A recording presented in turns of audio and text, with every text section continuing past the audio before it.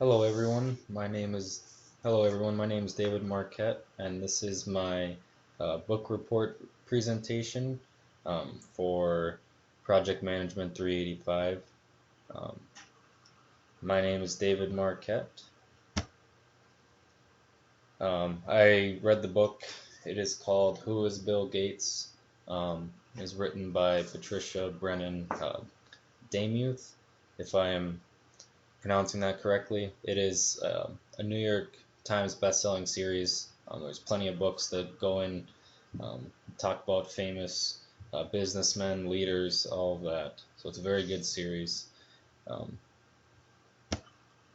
and we go into the overview. Um, it talks about the early years of how he was a young child, and he went to public school up until he was 13 years old. And in those 13 years, he was often very bored with school. It came very easy to him. He had a very genius-like mind. Um, he often spent a lot of times just thinking. It wouldn't be of anything in particular. He just let his mind wander and um, let whatever he could think of kind of control what he wanted to. He'd spend time just in the corner rocking in a chair, just constantly thinking. And oftentimes, um, later in his business career, people would recognize that he would rock in his chair just thinking. So that always stayed with him, which I thought was pretty cool. Um, he also was very avid reader. He read the encyclopedia by the entire encyclopedia by the time he was 7 years old, which I thought was pretty amazing. He was also very competitive, which was very surprising to me, and it makes sense in his business standpoints. But he wanted to win in everything he did, um, which is very impressive, having that kind of mindset and that genius ability. Um, by the age of 13, he was so bored with school, he was kind of checking out a little bit. He didn't care as much, so his parents enrolled him into a school called Lakeside Private School. Um, from there, everything kind of changed for him. Him and about four friends, they were able to get their hands on a large mainframe computer, um, which was worth millions of dollars and was completely not heard of. Um, it took up large rooms, large spaces, unlike the computers we know of today. He would spend time just writing code for that computer. He enjoyed it. He spent countless hours and countless days just looking at programming, how to write it, and what that became of. Um, Him and his group of four friends, um, they tried to get as much time as they could. However, it was very expensive back in the day, so they had to come up with ideas of how to get the computer time without um, having to pay a hefty price for it, with them still being in early elementary or um, up into high school. So what they ended up doing is they went out and reached out to a company. They abbreviated C squared or C cubed. I apologize. They they went to this company and they told them, they said, hey, we we would like to have some more free time on a computer so we can work out our skills and develop our programming skills. And what they said was, um, that's okay, but in return, you have to go through our programming and you have to find all the glitches and all the bugs that are in it. And they enjoyed that. That's every day after school they would take a bus over there and they just sit down for hours and just program and program and program. They loved the idea of it. They were very invested in it. After he graduated high school, he went to Harvard. Um, he was there for a few years, and his friend from Lakeside Private School named Paul Allen came out to him after he found this article talking about this small um, microcomputer that was this big craze, and how that would change everybody and how they could have a computer at home. Well, the issue with that computer was that it didn't have a software system to run on. So without a software system, it's basically just a unit there that doesn't do anything. Well, Paul and Bill both had the brilliant minds and said, hey, we can mimic this small computer to the larger computers that we've been working on, and we can write a program for it. So there they went to the manufacturer of that computer and they said, hey, we have this program here and we'd like for you to check it out. I think it can make you and us a lot of money. So they ended up getting a deal with this program that they wrote, and from there on out, it was pretty impressive. They grew the company quite exponentially. They ended up striking a deal with IBM, multi-million-dollar deal, and continually he just grew his business. He adapted, he innovated, he found new ways to make programs more integrative into every computer. Pretty amazing.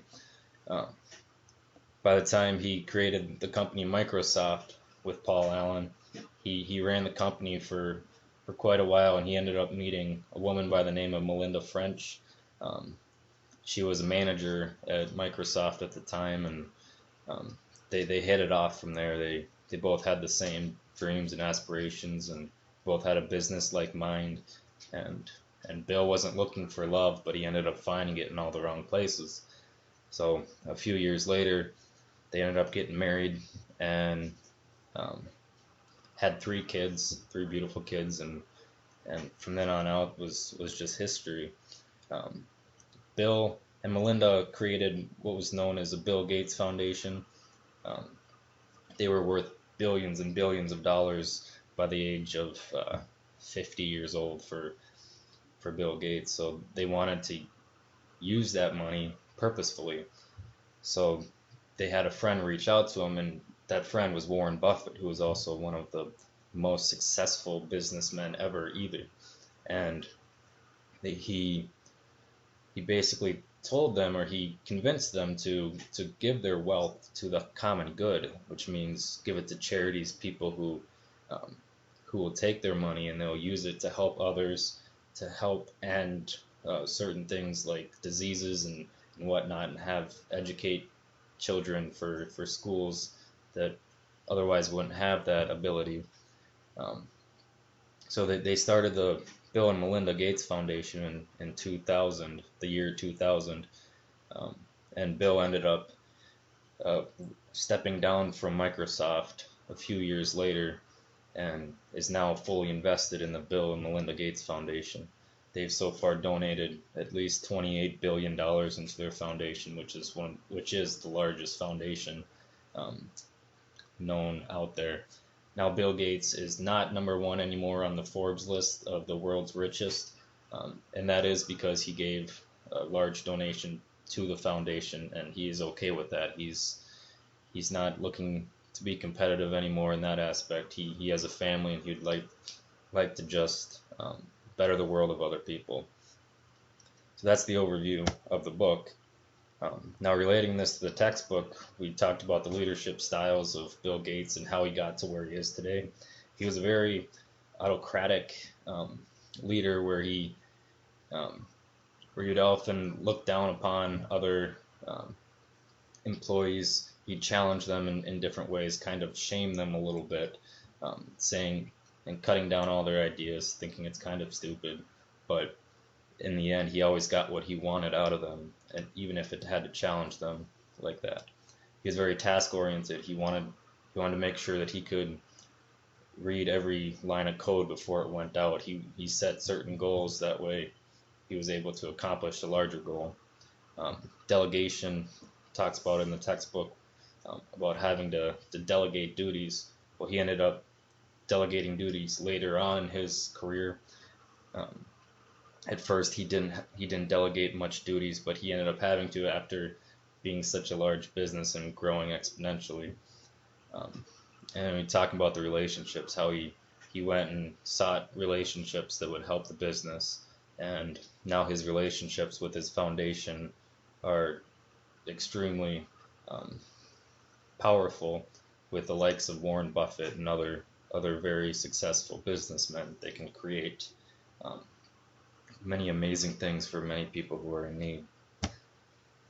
Now, applying these lessons to where I work at 3M, I think building relationships for any successful person is important. Um, you want to be able to communicate with people who have been there and done that, and learn um, what they've done correctly, or what they wish they could have done a little bit better.